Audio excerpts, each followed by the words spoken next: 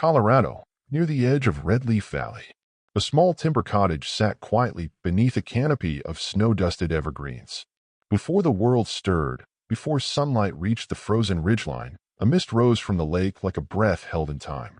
Inside the cottage, a soft amber glow filled the kitchen as an old oil lamp flickered to life. Jack Reynolds moved through the space like a man in harmony with stillness. A former Army medic turned forest ranger, Jack knew every creak in the floorboards, every hiss the wood stove made when it came to life. His Army-issue flannel jacket was draped over a chair, sleeves rolled. A faded blue apron wrapped around his waist. He lit the stove, just as he had in the makeshift medical tent years before. The fire caught slow, then steady, its heat pushing back the dawn chill. Steam curled from the kettle as he set it down. Soft footsteps behind him. "Morning, Pops," came a whisper. He turned, and there was Ellie, his 10-year-old daughter, still in her sleep shirt, dragging a worn crochet blanket behind her like a cape. Her dark curls were a sleepy mess, but her eyes already sparkled. "Coffee time?" she asked. He grinned. "Only if you do the honors." Ellie climbed onto the stool, grabbing the vintage hand grinder they'd found at a thrift store. She cranked rhythmically, humming softly, while Jack stared out the frosty window. A red-tailed hawk sliced across the lake, wings stretched wide. "Do you think hawks ever get bored of flying?" Ellie asked, not looking up. "Maybe," Jack said, "but they fly anyway." The kitchen warmed with the scent of coffee and pine. Jack poured the hot brew through a ceramic dripper and handed Ellie her cocoa in a chipped mug that read, "Steady Heart." It had been her mom's favorite before the illness took her 4 years ago. Ellie clutched it carefully. He rarely sat in the mornings. Today was different. Today, they were flying to Portland, Oregon for his younger brother's wedding. Jack had planned to skip it. The cabin was their rhythm, and funds were tight. But 3 nights ago, he got a call from a fellow ranger and old friend, Raymond Fox. "Jack, you saved my life back in the avalanche. I'll never forget it. Got connections. Sending you and your girl 2 first-class tickets." No arguments. He hadn't argued. But he hadn't told Ellie either. Not yet. After breakfast, they packed light. Ellie triple-checked her backpack for her sketchbook, a handful of rocks from the lake, and a folded photo of her mother. Jack paused at the shelf above the doorway. There sat his old combat badge, dog tags, and a folded American flag. He didn't take them. Some memories stay behind to keep watch. "Do you think Mom would like planes?" Ellie asked. Jack gave a half-smile. She liked roller coasters.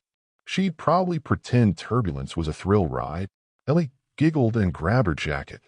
They drove through forest roads lined with thick trees, their branches laced with snow. The truck's heater wheezed, but Jack didn't complain. Ellie was too busy marveling at the frost and clouds. "Will we fly over the mountains?" "Yep. And maybe even above the clouds. We'll look down, right?" Jack gave her a sideways glance. "Yes, sweetheart. We'll look." At the airport, Ellie stood still in awe. "It's like a giant mall with planes attached," she whispered. He chuckled. "That's one way to say it." At the check-in, the agent scanned the tickets and said, "First class, lucky day?" Ellie blinked. "Wait, what?" Jack leaned close. "Just watch, kiddo." At the gate, Ellie pressed her nose to the glass. The plane shimmered under early light. But Jack wasn't looking at the jet. Just across the lounge sat a woman alone. Her hoodie was pulled halfway up, but her left cheek was visible, discolored, patchy. Burn scars trailed from her temple to her jaw. Her left hand gloved, her posture quiet. She didn't make eye contact with anyone. A businessman sat beside her, noticed, then stood and moved away, subtle but noticeable. Ellie saw it too. "Why is no one sitting near her?" she whispered. Jack replied, "Because most people don't know how to be kind without making noise." Ellie frowned. "But we do." He nodded. "Yeah, we do." When first-class boarding was announced, Jack reached into his pocket and pulled out the tickets. Then, without a word, he walked to the woman. "Miss," he said gently, "would you please take this seat?" She looked up in alarm. "I can't." "You can," he said firmly but kindly. "My daughter and I will manage just fine." The woman hesitated, then accepted. "Thank you," she whispered. "I'm Lucia." "Safe flight, Lucia," Jack said. Lucia walked down the jet bridge. Jack returned to Ellie, who took his hand. "You gave it to her?" she asked. "I gave her something that said she mattered." Coach was cramped, but Ellie pulled out 2 peanut butter sandwiches and beamed. "In-flight meal. 5-star, Jack joked. Later, as Lucia sat in 2A staring at the clouds, she reached into the seat pocket and left something behind. A note. A folded napkin with delicate cursive ink. "No one has shown me such kindness in years. L." In row 27C, Jack folded it quietly and tucked it into the inner lining of his army jacket. 2 days had passed since Jack and Ellie returned to their cottage in Red Leaf Valley. The firewood pile was shorter, the lake still frozen, and yet something in the air had shifted. Not in temperature, but in meaning. That morning, Jack reached into the inside pocket of his old military jacket. He pulled out a small silver pin, an eagle crest, left behind by Lucia on the plane. He turned it in his hand. It wasn't flashy. It wasn't new. But it carried weight. He placed it carefully in the carved wooden bowl beside a matched tin, a few coins from deployments, and his wedding band. Later that night, after Ellie was fast asleep under her patchwork quilt, Jack sat alone on the porch. The moon silvered the treetops. A soft wind stirred the pines. He opened his old green field notebook to a fresh page and began to write. December 12th, back home. Everything looks the same, but I don't feel the same. She's not a stranger anymore. She's a soldier, just like me. Different scars, same fire. I think maybe we were meant to cross paths. The next morning, Ellie taped a sheet of paper above her reading corner. In bright blue marker, it read, "Kindness equals strength. No explanation." Jack didn't need one. They returned to their routines, chili bubbling on the stove, vocabulary practice, snowball fights with lopsided forts, but beneath it all was a hum of expectancy, like they were waiting for something. It arrived in the most unexpected way. Jack was outside, splitting logs near the tree lean when the sound came. Not birds, not wind. A thudding, deep mechanical rhythm, whoop, whoop, whoop, echoing through the valley. A helicopter. Jack turned toward the sky. Over the ridge, emerging from mist and sun, came a green and white helicopter with United States of America emblazoned on the side. It was Marine One. The chopper landed by the frozen lake, kicking up snow like a winter storm. Ellie ran out onto the porch in her boots and pajamas. "Pops, what is that?" Jack didn't answer right away. He knew. 2 agents emerged first. One stepped onto the porch. "Mr. Jack Reynolds?" "That's me. There's someone aboard who'd like to see you." Jack's jaw tightened. He turned, and then she stepped out. Lucia, but not the quiet woman from the airport. She now stood in full dress uniform, navy blue with brass trim, polished boots, a row of commendations, and at her collar, the Medal of Honor. The sun hit her face. The burn scars still traced her cheek, but this time she didn't hide.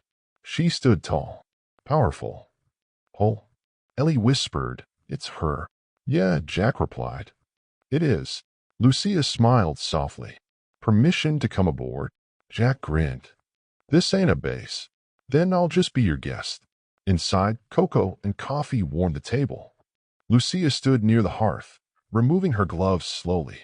She spotted the bowl on the shelf, the marine pin, her note. Her eyes lingered. Jack finally asked, "Why are you here?" She set down her mug and met his eyes. "Because on the day I received this, she touched the metal. The only thing I could think about was you and your daughter. You made me feel like more than my scars. You made me feel human again." Jack blinked. She continued. "They asked me who I wanted to thank. I said your name." Ellie stared, wide-eyed. "You flew in a helicopter just to say thank you?" Lucia smiled. "Yes, Ellie. Because some people deserve to be seen. They talk for hours." Lucia shared what had happened, how an extraction mission in Syria turned tragic, how she shielded her team from an unexpected blast, how she'd burned and screamed and survived, how the pain wasn't just physical, but public. Clara asked, "Does it still hurt?" Lucia nodded. "Less on the outside now. But the inside takes longer." Then she looked at Jack. "The day you gave me that seat, I stopped disappearing. You didn't know who I was. You didn't care. That's the kind of man I needed to remember existed." She pulled out a folded copy of the speech she gave in D.C. "I didn't name you. It was confidential, but I told him the truth, that before I received the highest honor of my life, I experienced the most meaningful one. As the fire dimmed, Lucia glanced at Jack again. I'm heading to Hawaii. One more reconstruction surgery. But after that, I've been asked to consult on veteran reintegration, civilian-led support. I told them I knew someone who should help. Jack looked at her quietly. Ellie leaned close and whispered, "Maybe she needs more help, Daddy." Jack smiled faintly. "I'll think about it." Before boarding the chopper again, Lucia paused. "By the way, the President sends his regards." Jack raised a brow. "Seriously? He wanted to give you a medal." "I told him you prefer silence." Then she winked, stepped aboard Marine One, and disappeared into the snow-filled sky. 3 days later, Jack found a folder tucked discreetly in his log pile. Inside were 2 military transport passes, handwritten clearance slips, and a travel itinerary stamped Pearl Harbor Naval Base, Hawaii. Tucked beneath it, a note in familiar script. "You gave up your seat once. This time we save you too. Hawaii awaits." Ellie squealed. "We're going to Hawaii?" Jack just looked out at the frozen lake, and for the first time in years, he didn't feel stuck. He felt free. They flew out on Sunday, aboard a military charter bound for the Pacific. Ellie wore oversized aviators and a flower-printed scarf.